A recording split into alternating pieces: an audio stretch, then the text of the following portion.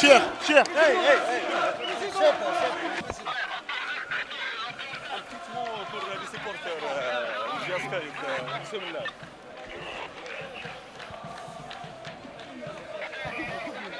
بسم الله. هل انت اليوم راضي على الفريق رغم انه انهزم في اول لقاء تاعو في البطوله؟ قررت اليوم يعني